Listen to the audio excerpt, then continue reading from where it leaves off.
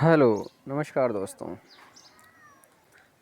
मैं आप सभी लोगों का अपने चैनल विपिन एक्सप्रेस न्यूज़ पर एक बार फिर से स्वागत करता हूं।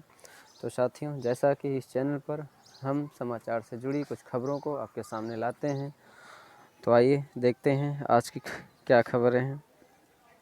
तो पहली खबर ये है कि खाली सीटों पर नियुक्ति के लिए घेरा बेसिक शिक्षा निदेशालय। जैसा कि आप जानते हैं, 69,000 शिक्षक भर्ती मामले में अभ्यर्थियों ने किया प्रदर्शन। प्राइमरी स्कूलों में 69,000 शिक्षक भर्ती में खाली सीटों पर नियुक्ति के लिए सोमवार को सैकड़ों अभ्यर्थी लामबंद हो गए। चयन सूची जारी करने की मांग को लेकर अभ्यर्थियों ने निषादगंज स्थित बेसिक शिक्षा निदेशालय का घेराव किया। अभ्यर्थियों का कहना है कि बेसिक शिक्षा मंत्री ने बीते साल 2 जून को खाली सीटों पर जल्द भर्ती प्रक्रिया शुरू कराने का आश्वासन दिया था, लेकिन उसे अब तक पूरा नहीं किया गया। राजवंशी संतोष, विपिन चौधरी, सुमित कुशवाहा सहित अन्य अभ्यर्थियों के मुताबिक बेसिक शिक्षा विभाग प्राथमिक सहायक अध्यापक भर्ती के दोनों चरणों में 71,277 एवं 36,590 शिक्षकों की काउंसलिंग व चयन होना था। इनमें प्रत्येक जनपद से प्रतिभागियों के अयोग्य या अनुपस्थिति की वजह से बड़ी संख्या में पद खाली रह गए हैं। उन व्यक्तियों पर चयन के लिए हम सभी कुछ गुणांक के अभ्यर्थी अगली सूची जारी होने का इंतजार कर रहे हैं। बेसिक शिक्षा मंत्री ने पिछले साल आश्वासन दिया था कि जो भी सीटों पर रिक्तियां रह गई हैं उनमें अगली चयन सूची जारी करके काउंसलिंग की प्रक्रिया पूरी कराई जाएगी, लेकिन अब तक ऐसा नहीं हुआ। निदेशालय घर पर पहुंचे अभ्यर्थियों ने घेराव से पहले मृतक सूर्यभान के चित्र पर पुष्पांजलि अर्पित की। अभ्यर्थियों का कहना है कि जब तक बेसिक शिक्षा विभाग खाली पदों पर अगली चयन सूची नहीं जारी करेगा तब तक विरोध प्रदर्शन जारी रखेंगे। तो आइए देखते हैं अगली खबर। डेढ़ महीने में पूरी होगी इलाहाबाद विश्वविद्यालय की वार्षिक परीक्षाएं। इलाहाबाद विश्वविद्यालय की सेमेस्टर परीक्षाएं 15 मार्च और वार्षिक परीक्षाएं 15 अप्रैल से कराई जाएंगी। वार्षिक परीक्षाएं 1.5 माह में पूरी होंगी, जबकि सेमेस्टर परीक्षाएं 28 मार्च तक पूरी कराने का लक्ष्य है। इलाहाबाद विश्वविद्यालय प्रशासन 23 फरवरी को वार्षिक परीक्षा का कार्यक्रम जारी करने की तैयारी में है और 2-3 दिनों बाद सेमेस्टर परीक्षाओं का कार्यक्रम जारी किया जा सकता है। कोविड-19 के खतरे को देखते हुए इस बार इलाहाबाद विश्वविद्यालय की सेमेस्टर और वार्षिक परीक्षाएं ऑनलाइन मोड में कराई जाएंगी। इलाहाबाद विश्वविद्यालय प्रशासन वार्षिक परीक्षाओं का कार्यक्रम तैयार कर चुका है और मंगलवार को परीक्षा का कार्यक्रम जारी किए जाने की तैयारी है। वार्षिक परीक्षाएं 31 मई तक पूरी कराई जानी हैं। ऐसे में ऑनलाइन परीक्षाएं इस बार रविवार को भी आयोजित की जाएंगी। वार्षिक परीक्षाओं के बाद सेमेस्टर परीक्षाओं का कार्यक्रम जारी कर दिया जाएगा। इलाहाबाद विश्वविद्यालय के परीक्षा नियंत्रक प्रोफेसर रविंद्र कुमार सिंह ने बताया कि वार्षिक परीक्षाओं का कार्यक्रम तैयार है, मंगलवार को कार्यक्रम जारी किया जा सकता है।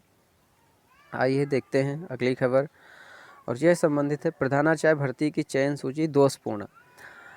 राजकीय इंटर कॉलेजों में प्रधानाचार्यों की नियुक्ति के लिए लोक सेवा आयोग उत्तर प्रदेश द्वारा तैयार चयन सूची को इलाहाबाद हाईकोर्ट ने दोषपूर्ण करार दिया है। कोर्ट ने आयोग को नए सिरे से नियमानुसार सूची तैयार करने का निर्देश दिया है। कोर्ट ने कहा है कि चयन सूची में उन्हीं अभ्यर्थियों को शामिल किया जाए जो पद की योग्यता रखते हैं और साक्षात्कार के समय तक संयुक्त निदेशक से प्रति हस्ताक्षरित 3 वर्ष का अध्यापन अनुभव प्रमाण पत्र पेश किया हो।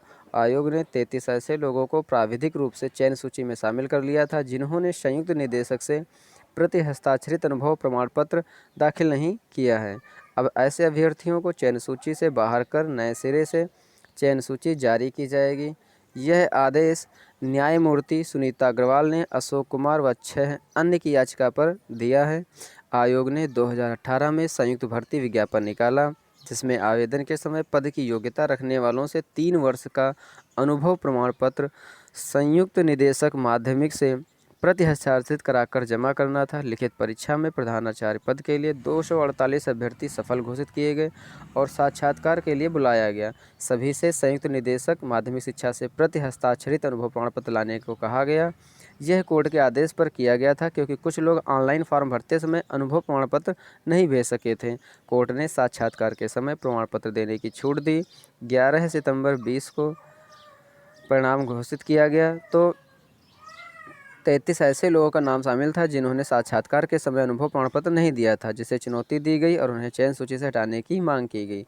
याची की तरफ से वरिष्ठ अधिवक्ता आर के ओझा का कहना था कि अनुभव प्रमाण पत्र प्रति हस्ताक्षरित न होने पाने के कारण कई लोग साक्षात्कार नहीं दे सके। ऐसे में कुछ लोगों को चयनित कर मौका देना भेदभाव पूर्ण है। आयोग अपनी ही अधिसूचना का उल्लंघन कर रहा है, जिसकी अनुमति नहीं दी जा सकती। आयोग की तरफ से कहा गया कि मूल प्रमाण पत्र देकर प्रोविजनल रूप से चयन सूची में रखा गया है। कोर्ट ने इसे सही नहीं माना और कहा कि आयोग अपनी अधिसूचनाओं का पालन चयन सूची तैयार करें। आइए दोस्तों बात करते हैं अगली खबर की। 26 जिलों में खुलेंगे मॉडल राजकीय महाविद्यालय। राज्य सरकार ने उच्च शिक्षा को अंतर्राष्ट्रीय स्तर का बनाने का संकल्प लिया है। इसके मद्देनज़र प्रदेश के जिन मंडलों में राज्य विश्वविद्यालय नहीं हैं, वहां भी एक राज्य विश्वविद्यालय की स्थापना की जाएगी। इसी तरह न्यून सकल नामांकन दर वाले 26 जिलों में मॉडल राजकीय महाविद्यालय खोले जाएंगे। राजकीय महाविद्यालयों के भवन निर्माण के लिए भी 200 करोड़ रुपए के बजट का प्रावधान किया है। राष्ट्रीय शिक्षा नीति 2020 के तहत उच्च शिक्षा संस्थानों को बड़े बहुविषयक विश्वविद्यालयों, कॉलेजों, हायर एजुकेशन इंस्टीट्यूट के क्लस्टर नॉलेज हब स्थानांतरित कर उच्च शिक्षा के विखंडन को खत्म किया जाएगा। प्रदेश सरकार इसके लिए संसाधन, सामग्री व मानव कार्यकुशलता में बढ़ोतरी कर मदद करेगी। सरकार ने उच्च शिक्षा को अंतर्राष्ट्रीय स्तर की बनाने का संकल्प लिया है। उधर सहारनपुर, आजमगढ़ और अलीगढ़ में स्थापित किए जा रहे राज्य विश्वविद्यालयों के लिए सरकार ने भूमि उपलब्ध कराई है। सिद्धार्थनगर में सिद्धार्थ विश्वविद्यालय, प्रयागराज में प्रोफेसर राजेंद्र सिंह विश्वविद्यालय और लखनऊ में ख्वाजा मोइनुद्दीन चिश्ती भाषा विश्वविद्यालय के भवन निर्माण का काम तेज़ी से चल रहा है। प्रयागराज में भी विधि विश्वविद्यालय की स्थापना की जा रही है और ये सभी पीपीपी मोड में खुलेंगे। 16 नए आईटीआई, एक खबर ये भी है, पीपी मोड पर 16 नए राजकीय औद्योगिक प्रशिक्षण संस्थान स्थापित किए जाएंगे। सुल्तानपुर में निर्माणाधीन राजकीय शिल्पकार अनुदेशक प्रशिक्षण संस्थान का निर्माण पूरा कराकर आगामी वित्तीय वर्ष में उसका संचालन शुरू कर दिया जाएगा। तो आइए बात करते हैं अन्य खबरों की।